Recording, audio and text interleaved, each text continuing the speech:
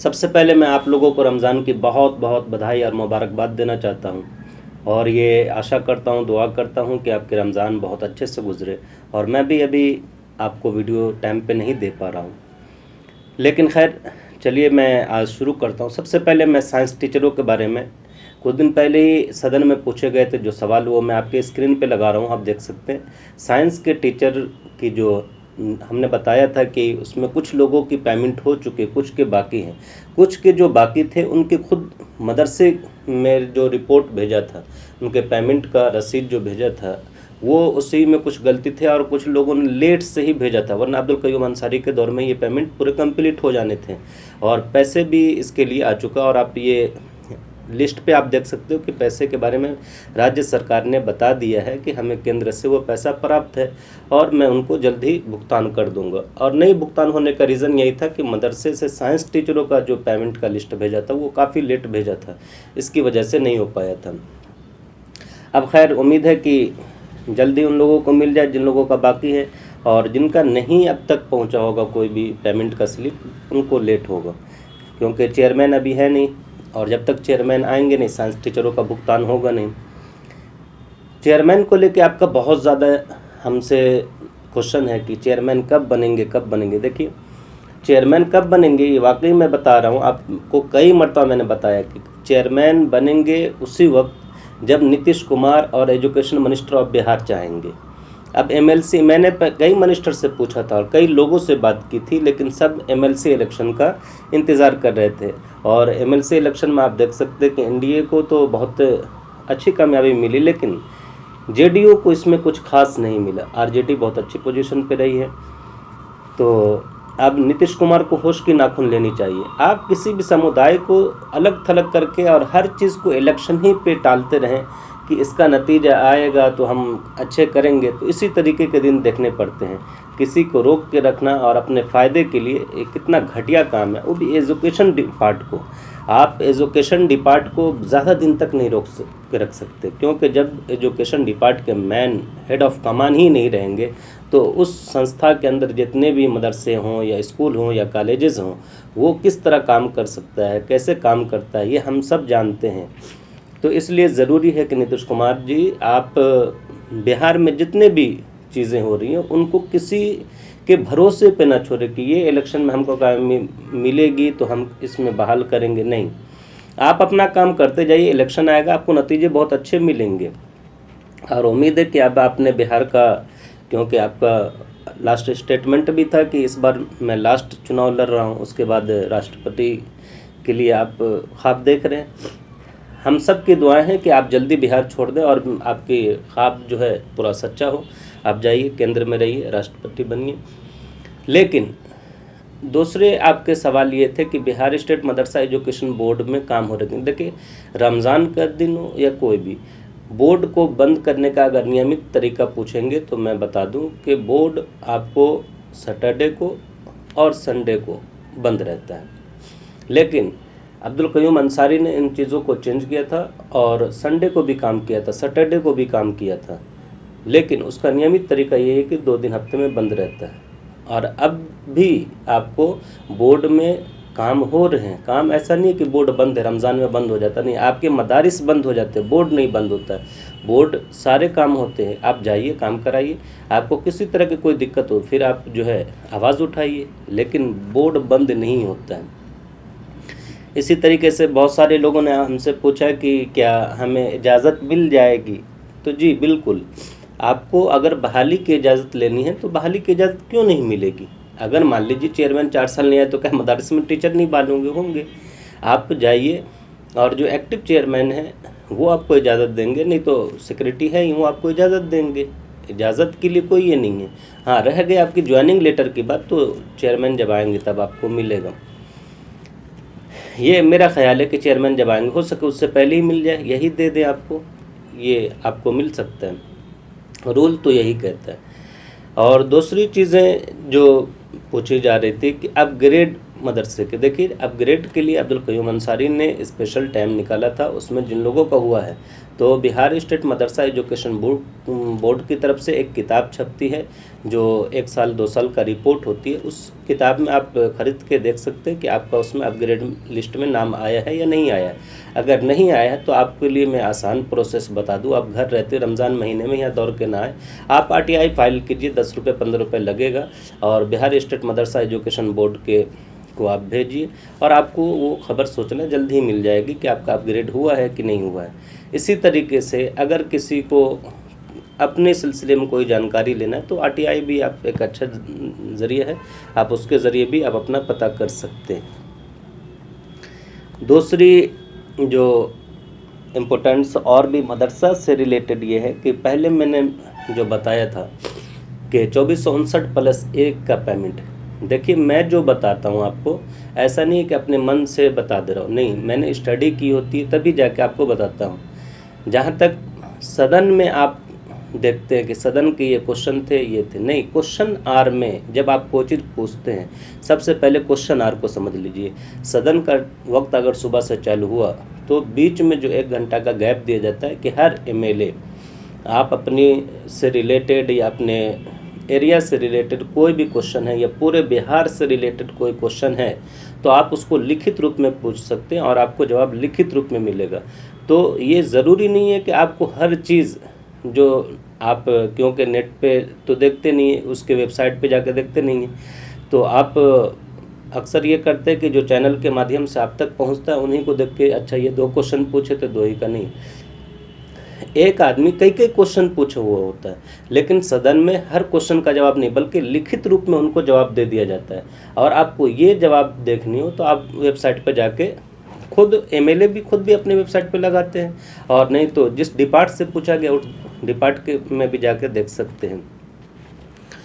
तो मैंने 2459+1 में जो बताया था कि पेमेंट के लिए, तो उसमें 139 का पेमेंट का जो मैंने बताया कि उसको पेमेंट होगा, ये इसलिए कि उनका 2-2 3-3 मरतबा वीडियो जांच हो चुका है और वो जांच रिपोर्ट जो है सचिवालय से पास होकर बोर्ड में आ चुका है। तो सबसे पहले अगर पेमेंट होता है तो इन्हीं का होगा, बाकी जितने भी रह गए उनके कहीं ना कहीं कोई ज़रा सा फॉल्ट है या उनका चेक इन में या फिर उसका सचिवालय में फ़ाइल पड़ा हुआ है, तो वो फाइल जैसे ही कंप्लीट होके आएगा उन लोगों का भी पेमेंट, ऐसा नहीं जब पेमेंट होगा तो 139 का नहीं बल्कि 2459+1 में जितने भी मदारिस बचे हुए हैं उन तमाम का होगा। इसी तरीके से 339 भी उसी ज़ुमरे में है, आप उनको अलग रख के नहीं देखिए। आप सोच रहे होंगे 2459+1 में ये नहीं है, ये तो अलग से एक फ़ाइल है, नहीं, ये आपके नज़दीक अलग से फ़ाइल है, लेकिन एजुकेशन मिनिस्टर के पास ये अलग से फ़ाइल नहीं है, एजुकेशन डिपार्टमेंट में अलग से फ़ाइल नहीं। जब पेमेंट होगा तो इनका भी होगा। आपका फ़ाइल अगर कंप्लीट है, हर तरह से जितनी भी जांचें वो कंप्लीट हो गई, सचिवालय और बोर्ड ने उसको जो है क्लियर कर दिया है, तो पेमेंट आपका भी साथ ही में होगा। ये नहीं कि आपका अलग से होगा या आपके लिए अलग से कोई ऐलानात होंगे, ऐसा कुछ भी नहीं है। जब 2459+1 का होगा तो आप देख लीजिए आपका भी साथ ही में होगा, क्योंकि फ़ाइल एक साथ है। और जैसे जैसे जांच कंप्लीट होती जाएगी वैसे वैसे मैं आपको जानकारी देता जाऊंगा, लेकिन 139 के बाद जितने भी फाइल हैं सचिवालय में हैं और उसमें से बहुत से फाइल सचिवालय से जो है क्लियर होके बोर्ड आ चुका है और इंशाल्लाह उम्मीद है कि जब पेमेंट होगा तो उनका साथ ही में होगा। इसी तरीके से मैंने बताया था कि अगला वित्तीय वर्ष, तो कुछ लोगों ने कहा कि अप्रैल के बाद चालू होगा, नहीं, ये अप्रैल के बाद तो इस साल का, लेकिन अगले से जो है मुराद उन एजुकेशन मिनिस्टर ने 2023 लिया है। आप देख सकते हैं कि आपको 24 में नहीं बल्कि 22 में नहीं बल्कि आपको करीब करीब ये साल ख़त्म होते होते तक आपको जाके पेमेंट किया जाए, या हो सके फिर अगले साल ही किया जाए। तो ये उनके ऊपर है कि ये कब पेमेंट करते हैं। अगर रूल में पूछेंगे कर देनी चाहिए, वाकई कर देनी चाहिए, लेकिन हर एक पॉलिटिशियन, हर एक पार्टी की अपने कुछ दायित्व होते हैं, अपने कुछ रूल्स रेगुलेशन होते हैं और कुछ अपने फ़ायदे भी होते हैं। तो वो ये सोचता है कि हम क्यों ना इलेक्शन के करीब जाके करें ताकि हमें उससे फ़ायदा हो। हाँ, अगरचे ये देख लें कि बहुत दिनों से ये फाइल रुका हुआ है। इनके जो टीचर है, अब मदारिस में पढ़ाने के बाद भी ये लोग थक चुके हैं कि 15-15 साल हो गए, 16-16 साल हो गए हम खिदमत अंजाम दे रहे और हमें पेमेंट नहीं हुआ। वाकई ये बहुत ही मतलब दयनीय, बहुत दुख की बात है। और उनका पेमेंट ना होना। अब देख लीजिए कोई अलग काम कर रहा है, कोई, मैं तो कई जिलों में जाके देखा हूँ कि 2459+1 के जितने भी मदारिस जिनका पेमेंट नहीं हुआ, वो लोग कई जगहों में फंसे हुए हैं, अपना छोटा मोटा काम कर रहे हैं, सड़क के किनारे कोई टोपी बेच रहे, कोई अतर बेच रहे, कोई कुछ कर रहे। तो ये वाकई, लेकिन आपको इसके लिए ठोस कदम उसी वक्त होगा ना कि आप डेमोक्रेटिक में आवाज़ उठाइए। आप में से कोई आदमी आवाज़ उठाना नहीं चाहते हैं, और जब आवाज़ उठाइएगा नहीं तो आपकी बात पहुँचेगी नहीं। आप उर्दू टीईटी वालों को देख लें, लगातार संघर्ष कर रहा है, गरचे वो 2013 से, लेकिन संघर्ष में उसके कभी कमी नहीं आई है। और इंशाल्लाह उम्मीद है कि कामयाबी उन्हें जल्द ही मिल जाएगी, इसी सरकार में मिलेगी और जल्दी मिल जाएगी। जिस तरह उन्होंने अपनी आवाज़ को उठाया और हर एक एमएलए एमपी तक उनकी बात है, और हर एक सदन में आप देख सकते हैं, जब भी सदन हो तो एक न एक दिन कोई न कोई उनके बारे में आवाज़ ज़रूर उठाता है, उन्हें कब नौकरी में लोगे। इसी तरीके से आपको भी अपनी मजबूती से खड़ी होने की अपनी आवाज़ उठाइए। डेमोक्रेटिक में ही आप अपनी, जब तक आवाज़ नहीं उठाते, अपनी दुख मुसीबत को नहीं बताते हैं, पॉलिटिशियन को कोई मोहब्बत या कोई आपसे दिलचस्पी नहीं है कि आपका बिना पूछे ही आपको कर दे। आप एक वोट बैंक है और डेमोक्रेटिक में सर गिना जाता है, इसलिए ज़रूरी है कि आप अपनी आवाज़ को उठाइए। इसी तरह मुझे अनुकंपा पे लोगों ने कहा कि मैंने अनुकंपा पे 3-4 वीडियो बहुत डिटेल्स में बनाया, आप पूरी वीडियो को देखिए। और आपसे ये गुजारिश है कि जब भी आपको कोई चीज़ पता करनी हो हमसे तो कमेंट कीजिए, साथ ही साथ ये भी बताइए कि आपको किस टॉपिक पे वीडियो देखना है। अगर उस टॉपिक में मैंने बना दिया होगा तो मैं आपको उसका लिंक जो है भेज दूँगा। और जब भी आप वीडियो देखें तो पूरी देखिए, आधे अधूरी जानकारी लेके नहीं, इतना तो हम जानते ही हैं, आगे इससे नहीं। आप पूरी देखिए, हो सके उसमें आपके काम। आप 1 सेकंड देखते हैं फिर मैसेज करते हैं अच्छा इसके बारे में क्या, और उसी में हम जो है आपको पूरा डिटेल्स में बताए हुए होते हैं। तो आप उन चीज़ों को देखिए, समझिए। इसी तरीके से आपका एक सवाल ये भी था कि मधेपुरा में, आप देख लें मधेपुरा में पिछले कई माह से पेमेंट नहीं हुआ। तो मधेपुरा की टीचर आप कभी भी उनको आवाज़ उठाते हुए नहीं देखे। मैंने उनसे कई लोगों से बात करने की कोशिश की कि आप अपना बाइट दीजिए और अपनी आवाज़ बुलंद कीजिए, जब तक आपकी आवाज़ नहीं पहुंचेगी। और थोड़ी थोड़ी सी मिस्टेक की वजह से पेमेंट रुका हुआ है, लेकिन कोई आवाज़ उठाने को तैयार ही नहीं है। जब तक आप आवाज़ नहीं उठाइएगा आपका पेमेंट नहीं होगा। रात दिन आप नौकरी करते रहें, रात दिन अपनी ड्यूटी को अंजाम देते रहें, ये आप करते रहिए। होगा 2 साल 3 साल 4 साल बाद होगा, जब उनको मर्ज़ी होगी तो कर देंगे, ना होगा तो नहीं करेंगे। लेकिन जब आप आवाज़ उठाते हैं तो उन पर प्रेशर बनता है, और जब प्रेशर बनेगा तो आपका पेमेंट जल्द होगा। इसलिए मधेपुरा के टीचर को चाहिए कि अपनी आवाज़ को बुलंद करें।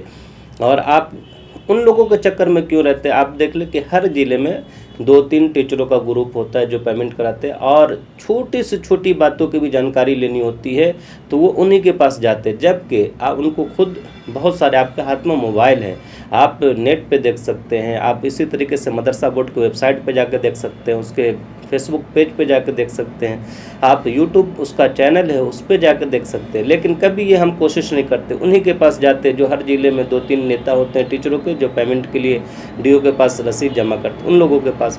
तो इस तरीके से आपका पेमेंट उनके चक्कर में रहेंगे, वो खुद ही कभी चेयरमैन के करीब नहीं जानते।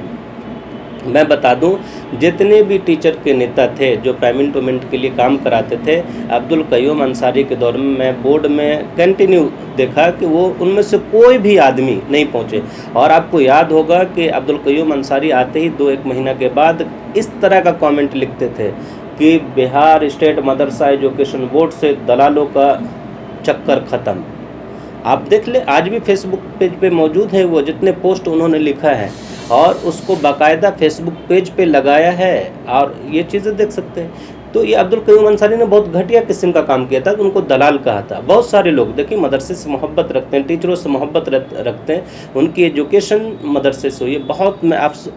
बहुत सारे अफसरों को मैं जानता हूँ जो बड़े बिहार में बड़े बड़े पोस्ट पे हैं, मदरसे से उनकी मोहब्बत है, उन्होंने मदरसे से पढ़ा है, तो वो मदरसा से मोहब्बत रखते हैं। उनके टीचरों के लिए अगर कभी कोई परेशानी होती तो वो आवाज़ बुलंद करते हैं, या कभी इंटरेक्टली वो डायरेक्ट चेयरमैन से या दूसरे लोगों से बात करते हैं कि टीचरों का ये प्रॉब्लम है, उन्हें दूर कर दिया जाए।